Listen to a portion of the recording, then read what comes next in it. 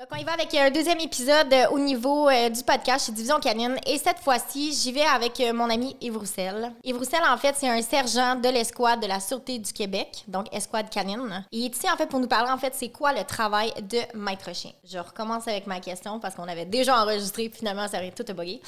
Mais je repose ma question sur c'est quoi le poste que toi, tu as, en fait, au sein de l'escouade canine. Je suis sergent responsable du module canin, c'est-à-dire responsable de l'escouade canine à la Sûreté du Québec, des maîtres chiens qui sont placés partout au Québec.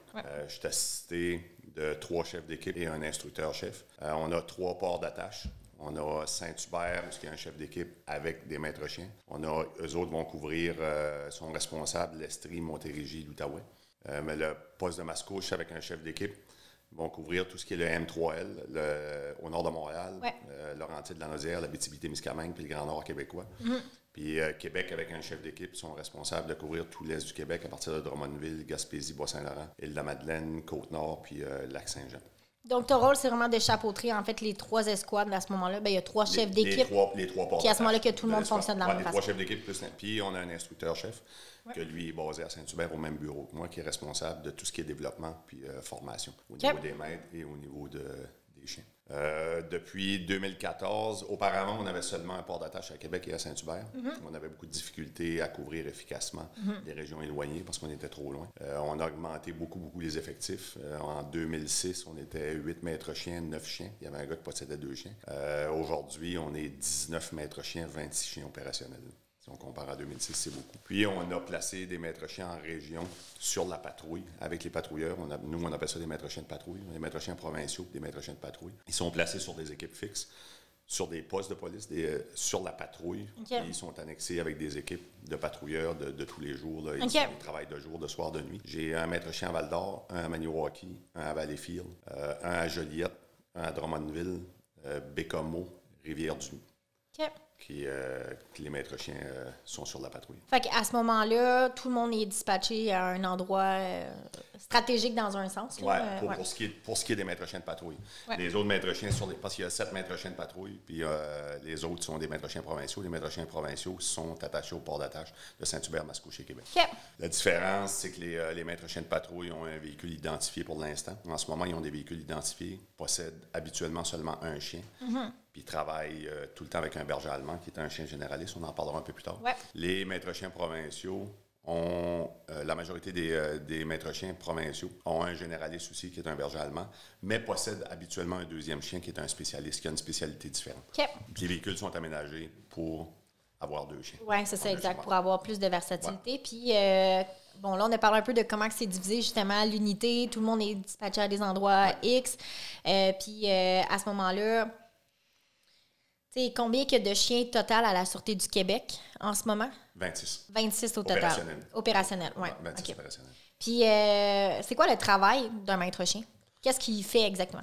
Habituellement, pour ce qui est des maîtres chiens de patrouille, ils sont attachés sur les chiffres de patrouille, sur les relèves, avec des patrouilleurs. Ils vont faire la patrouille normale, mais ils vont axer beaucoup sur le travail, les appels où on a besoin d'un chien.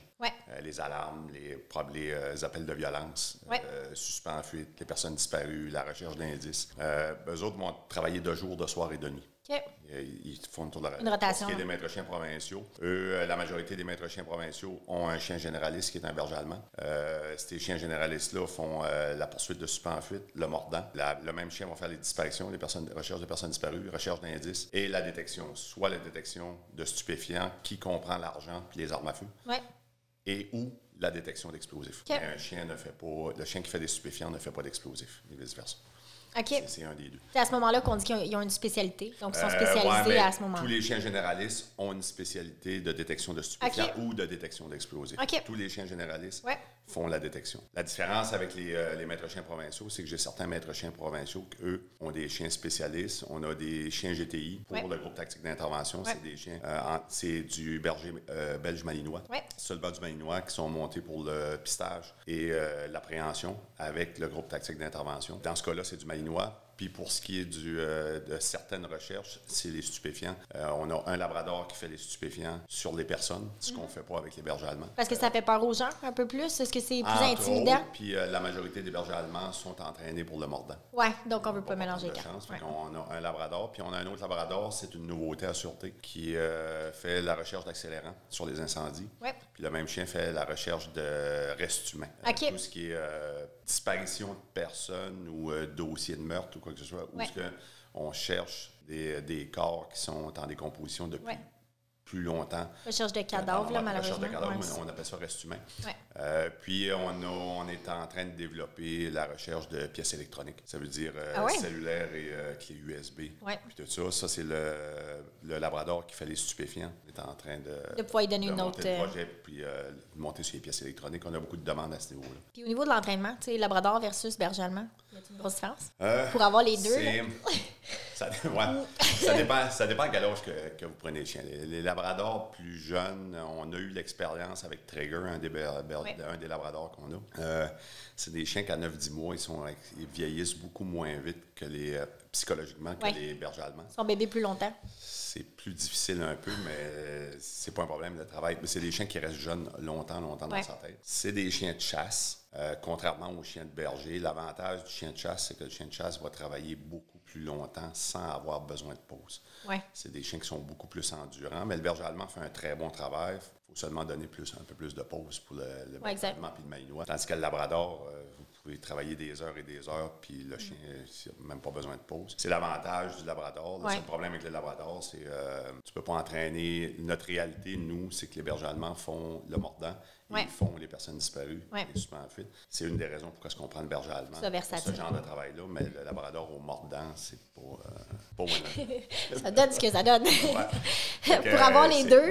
C'est une raison pourquoi on a un braque allemand qui est monté sur une petite femelle, Lexi, qui est montée sur les explosifs, qui ne fait que de la détection chien de chasse comparable au labrador. Oui, exact. Le même tempérament. Même énergie aussi, un peu. La raison pourquoi on utilise les bergers allemands plus que les autres races, qu'on a beaucoup plus de bergers allemands que d'autres races, parce qu'en réalité, on a 2 labradors, 3 malinois, puis les autres, c'est tous des bergers allemands. Ouais. C'est le seul chien qu'on a réussi à monter sur le pistage, effectuer du mordant, puis être capable avec le même chien, en dedans de 30 minutes, au bout de 30 minutes, aller faire une personne disparue, envoyer le chien seul en forêt. Il va arriver à la personne disparue, puis il ne se posera pas de questions, puis il ne touchera pas à la personne. Ouais. C'est la race, c'est des chiens qui sont extrêmement tempérés lorsqu'ils sont bien entraînés.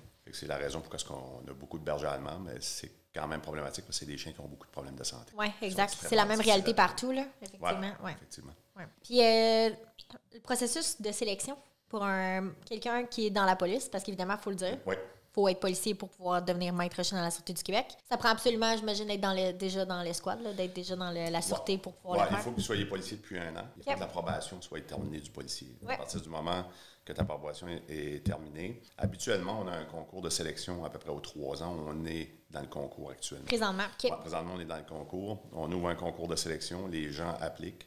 Ils doivent avoir la première année finie. Puis le premier examen à passer, c'est le test physique. Il y a trois examens, 3 tests à passer. Le premier test physique, chaque test est éliminatoire.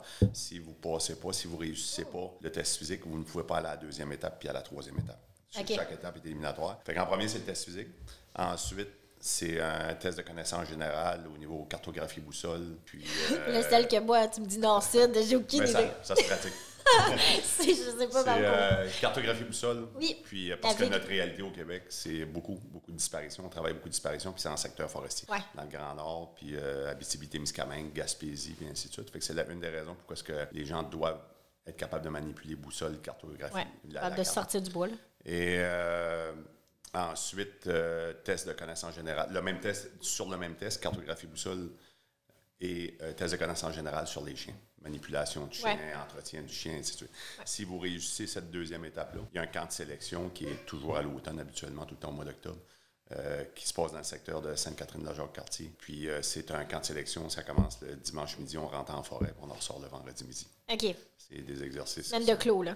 Oui, effectivement. OK. Ouais, c'est ça. Puis ils sont évalués à tous les jours. On a pratiquement pas loin de 10 maîtres chiens qui sont instructeurs sur ce camp de sélection-là. C'est une semaine qui est assez difficile. Par contre, c'est une semaine qui se réussit par du monde. Tu dois savoir qui est fait pour la job puis qui Oui, effectivement. C'est le but de la sélection, là, c'est de choisir. Une fois que le camp de sélection est réussi, les gens sont conduits dans une banque pendant 36 mois. Puis pendant ces 36 mois-là, si on a des postes qui s'ouvrent de maître chien, on contacte la personne. Est-ce que vous acceptez le poste à Val-d'Or comme maître chien? S'il n'accepte pas, il reste dans la banque quand même. On offre le poste au prochain, jusqu'à temps que quelqu'un accepte. Au bout du 36 mois, on recommence le processus de sélection pour voir s'ils sont encore présents, en forme. Non, c'est un concours de sélection. Après le 36 mois, s'ils n'ont pas été sélectionnés ou s'ils n'ont pas eu de poste, ils doivent recommencer le processus. Mais là, le processus va s'ouvrir pour toute la sûreté. Là, pour des 6 000 policiers là, qui vont pouvoir appliquer à tous les 3 ans. Fait que ça revient à tous les 3 ans. À tous les 3 ans. Oui, 36 mois. C'est depuis quelques années, c'est à tous les 36 mois. Quelqu'un qui rêve de devenir maître chien. Moi, je pense toujours à un petit garçon qui veut faire ça. Il faut qu'il fasse ses devoirs, qu'il fasse l'école de police, qu'il fasse tout le cheminement. Peut-être que... Il y a des unités de maître chien au privé dans des agences de sécurité où ce que les gens peuvent devenir maître chien, mais ça ne sera pas maître chien.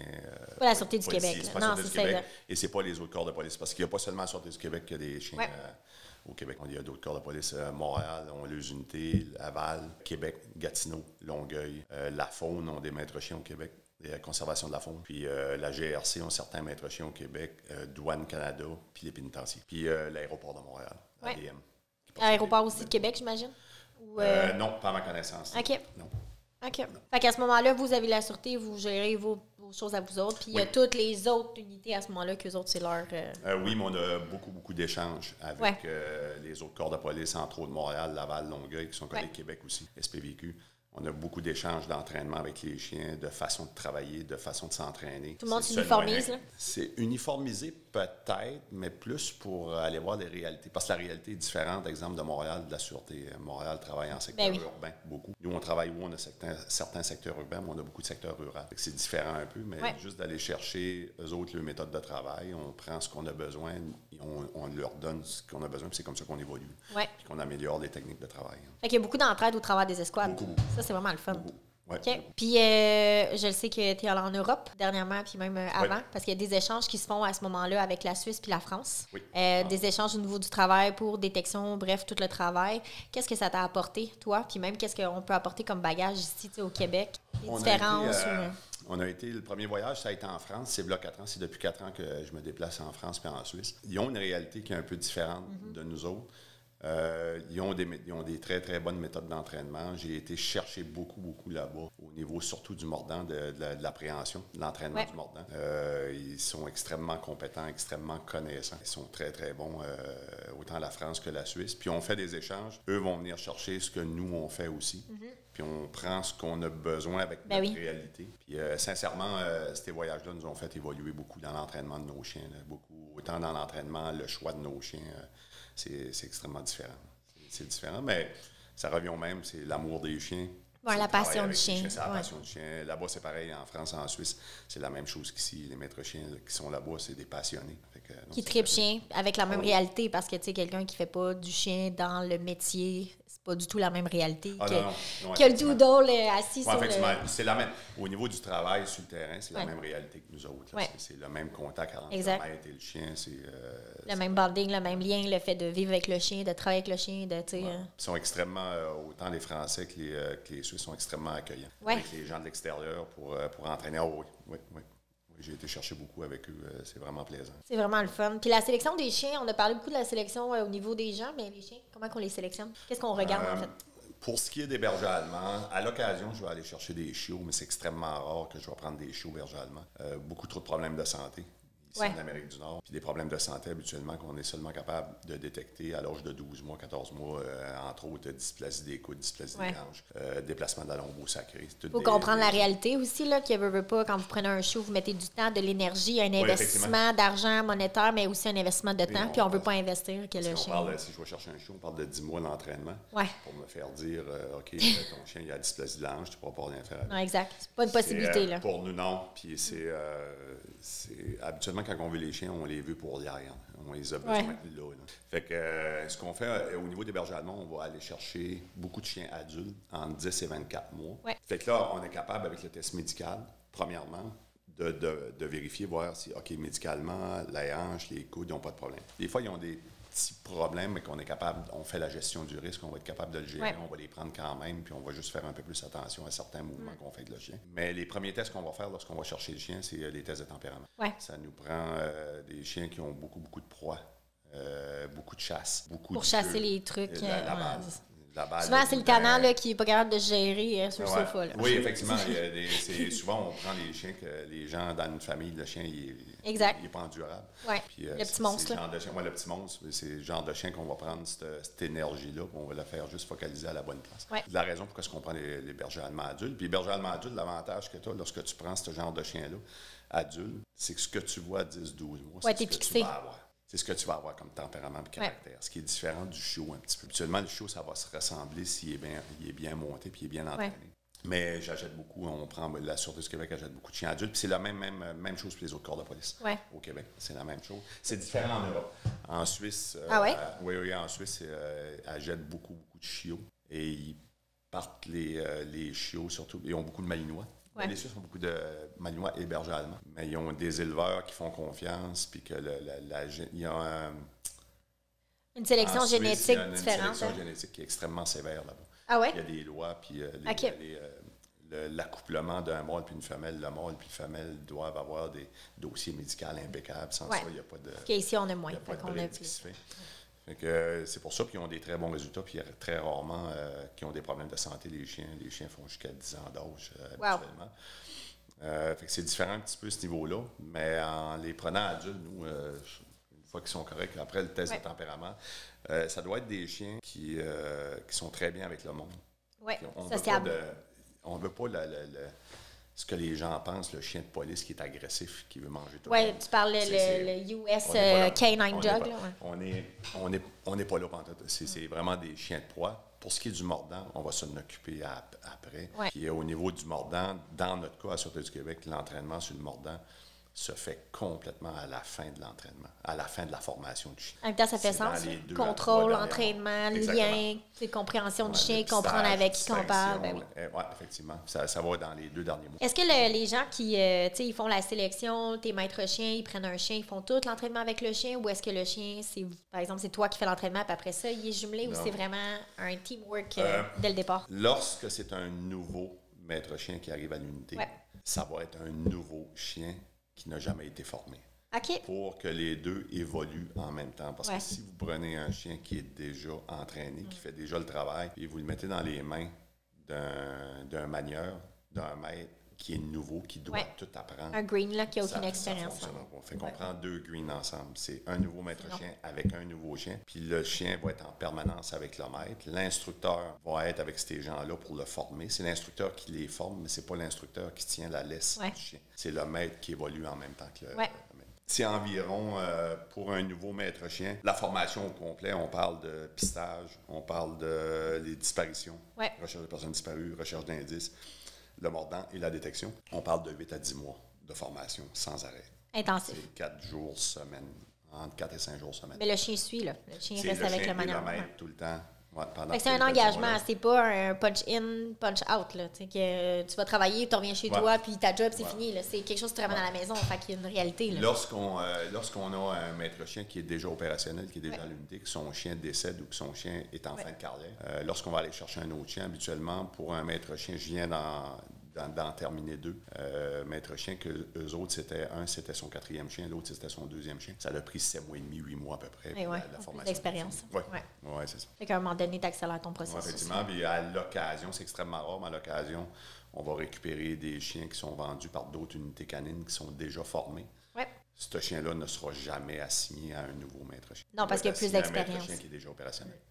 Parce qu'il doit apprendre le nouveau maître chien. C'est la raison pour laquelle. Puis en même temps, c'est important de connaître le processus aussi par lequel le chien passe, j'imagine, pour savoir la tête, que quand on travaille avec le chien, s'il y a des affaires qui ne fonctionnent pas, de pouvoir s'ajuster, puis de pouvoir connaître la réalité du chien, parce que c'est facile de prendre un chien qui fait la job. Oui, effectivement. Puis de plus en plus, tu vois, là, au niveau du mordant, on a complètement changé nos méthodes avec ce qu'on a vu en Europe, ce qui se faisait en Europe. C'est un essai que j'ai fait là, 2 ans et demi, 3 ans que j'ai commencé avec 4 nouvelles unités, 4 nouveaux maîtres chiens, 4 chiens. Ça a donné d'extrêmement bons résultats sur le terrain, en frais de calme pour le chien beaucoup plus calme, beaucoup mieux dans sa tête. Oui. Ce qu'on veut avoir. On ne veut pas avoir des chiens qui sont dans l'agression, qui n'ont pas de contrôle. Ce qu'on veut, c'est du chien qui est bien. Là, ça a donné des bons résultats. On est resté avec ça. Puis, on a beaucoup d'échanges avec les autres corps de police, comme je vous le disais. Puis, on n'est pas gêné de dire, OK, ce que vous faites, c'est mieux que ce qu'on faisait. On va essayer ça, puis on va le changer. Il y a une base de ciment, il y a une structure autour de la formation. Mais elle est extrêmement flexible parce qu'il n'y a pas un chien qui s'entraîne de la même manière et qui voit les choses de la même manière. Mais la structure, elle est là. La structure de formation, c'est la même tout le temps. J'avais envie de poser la question, les femmes dans la sûreté, pour maître chien, j'ose pas aller là si... Je peux y aller. Il y avait une des maîtres chiens. Lorsque je suis arrivé à l'unité, mon supérieur qui était maître chien, c'était une femme. C'est sûr que j'ai moins de femmes qui appliquent qu'il y a d'hommes parce qu'il y a moins de femmes. Dans la police qu'il y a d'hommes. Mais j'ai des femmes à tous les processus qui appliquent. Pour l'instant, il n'y a pas de femmes à l'unité, mais à tous les processus, il y en a actuellement. Là. Moi, il y a quelque chose que Yves, puis depuis le départ aussi, quand on jase ensemble, parce que mon métier, moi, est différent du tien, dans le sens que moi, je suis vraiment dans la psychologie du chien. Ça ne s'empêche pas qu'on s'appelle pour parler de psychologie puis de jaser. C'est le respect que tu as pour l'autre personne en face de toi. C'est vraiment quelque chose qui...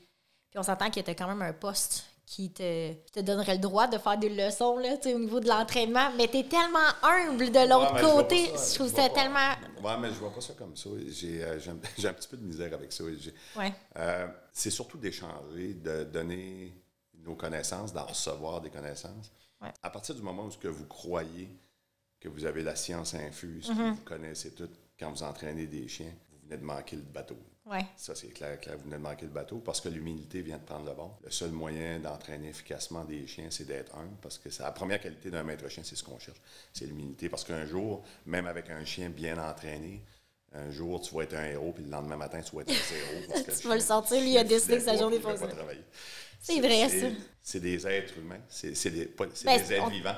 Exact. C'est des êtres vivants à 4 pattes qui ont des sentiments, qui ont des mauvaises journées, qui ont des très, très bonnes journées, qui ont des drôles de réactions des fois, versus... C'est d'ailleurs le petit problème lorsque vous prenez un chien qui est adulte, c'est que vous ne connaissez pas ce qu'il a vécu les 10 premiers mois de sa vie. Fait que ça se peut, un jour...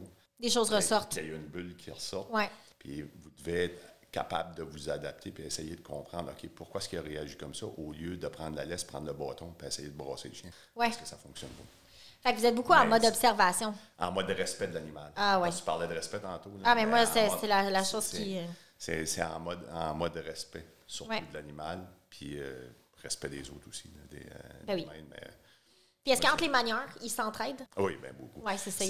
C'est un travail, c'est le côté que j'aime beaucoup de ce travail-là de maître chien. C'est autant que c'est un travail d'équipe. Parce qu'au niveau de plusieurs entraînements, tu ne peux pas les faire tout seul. Tu dois avoir un de tes partenaires, un de tes confrères. Que tu as confiance. Tu as confiance. Avec les dents, tu dois avoir confiance. On doit se donner un coup de main. Puis en même temps, tu as la partie où tu es tout le temps tout seul avec ton chien. Quand tu te déplaces, tu as 8 heures de route à faire pour aller faire un travail au Témiscamingue, en Abitibi ou sur la Côte-Nord. Tu as 7-8 heures de route, puis tu es tout seul tout le temps dans ton véhicule avec tes chiens. C'est cette partie-là que j'aime beaucoup. Tout le temps être seul avec le chien, puis la partie de travail d'équipe avec les gars à l'unité, au niveau de l'entraînement, au niveau de la formation, au niveau des échanges, qui est positif. Ça doit créer aussi à un moment donné un lien avec tes coéquipiers, autant que eux autres ont un lien avec le chien. Mais il y a un respect aussi sûrement entre les maîtres chiens de comprendre la réalité de l'autre, dans le sens où est-ce que l'amour que vous avez pour vos chiens, c'est unique là, dans un... Oui, effectivement. Puis à cause de la sélection qui est faite des maîtres chiens, parce qu'il y a quand même pas mal de monde qui applique aux chiens, il n'y a pas beaucoup qui réussissent. Par contre, ceux qui réussissent ont tous passé par la même place. Puis ceux qui n'ont pas réussi aussi, puis ils réappliquent après, si tu veux vraiment faire le travail. Puis moi, j'ai appliqué 3 fois la réussi le processus. Fait que c'est pas du nouveau. Lâchez pas, là, c'est pas grave, ça ne marche pas le premier coup. Entraînez-vous, travaillez à ce que ce soit mieux, puis on revient l'année prochaine. Fait qu'effectivement, il y a un gros travail d'équipe, puis un gros respect entre les maîtres chiens.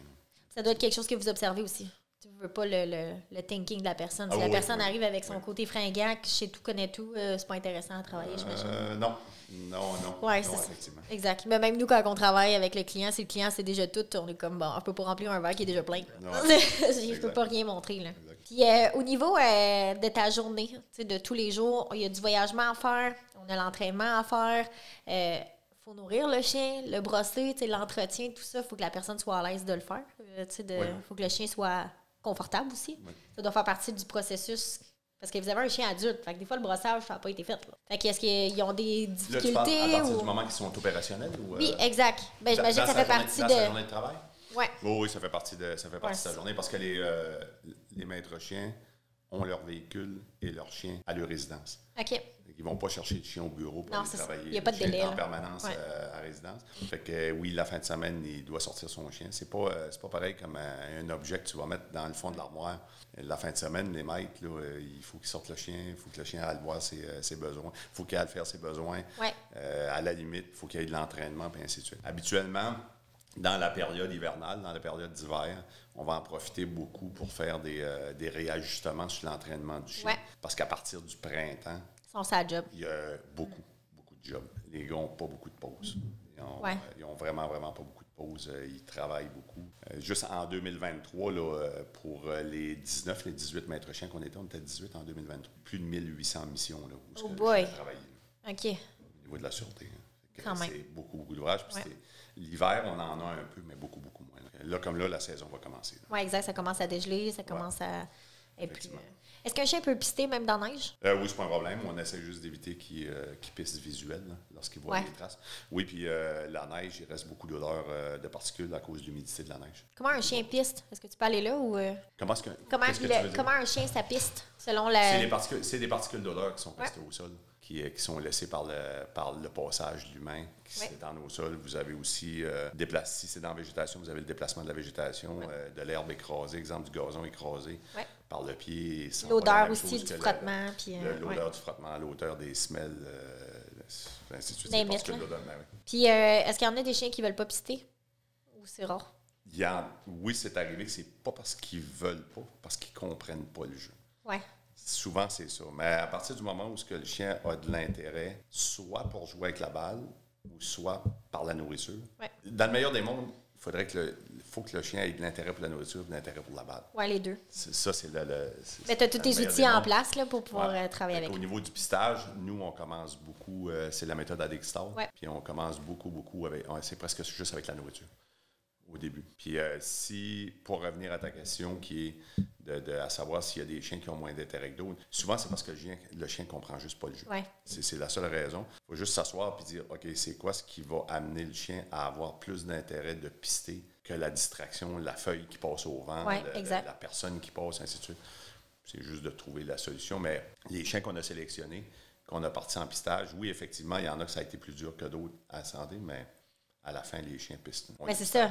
Mais vous asseyez en arrière. Vous dites pas c'est le chien le problème. Vous asseyez en arrière pour dire OK, comment qu'on fait pour pouvoir arriver à notre. T'sais. Mais ça peut arriver que le chien n'ait pas les affinités pour faire ce genre de travail-là, puis, parce que les cellules olfactives du chien sont différentes de chaque chien. Ouais. Ça ne veut pas dire que le chien il est bon, mais la première chose qu'on fait, c'est qu'on ne regarde pas le problème du chien, on regarde les solutions.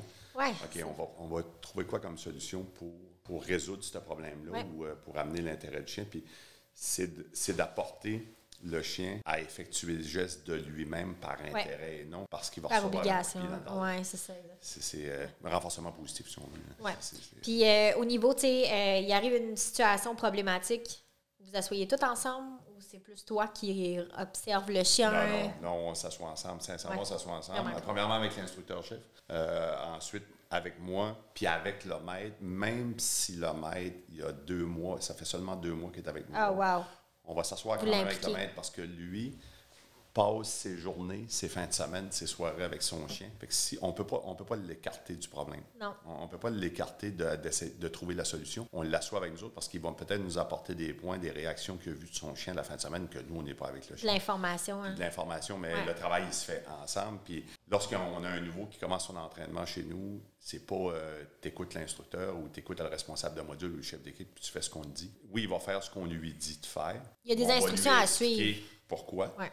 Mais lui, il va amener aussi ses points de vue. Là. Au début, ils sont plus gênés là, quand ils sont nouveaux. Là. Mais à un moment donné, ouais, mon chien, il fait telle affaire. Je vais remarquer qu'en faisant telle chose, il était mieux. Ah, ben c'est parfait, on va l'essayer. Il y a beaucoup d'ouverture, il y a beaucoup d'échanges, d'ouverture. Oui. Il y a pas de, il y a un cadre rigide à suivre, mais dans ce cadre-là, les gens peuvent se trouver quand même à être valorisés. Oui, puis souvent, ce qu'on va faire aussi, c'est que dans une discussion, je vais donner un exemple, si l'instructeur est en train de former un nouveau maître avec son chien, puis il vient dîner avec le reste de l'unité. On est en train de dîner, puis on jase la discussion, mais tu as un autre maître chien qui est par rapport avec la formation, qui va dire « Hey, moi, j'ai eu ce problème-là avec mon chien. Je l'ai résolu de tel problème, de telle façon. » Fait que c'est comme ça qu'on fonctionne. Mais vous profitez de l'expérience de tout le monde, en fait. Oui, puis c'est le seul moyen que tu es capable de préparer la relève, puis que ces gens-là, parce que moi, il m'en reste pas bien long. Là, on a beaucoup de monde à la sûreté, là, actuellement, à l'unité, qui vont partir dans les 5 prochaines années. Là. Ah ouais? Donc, vous préparez la relève, on a plusieurs en fin de carrière. Là.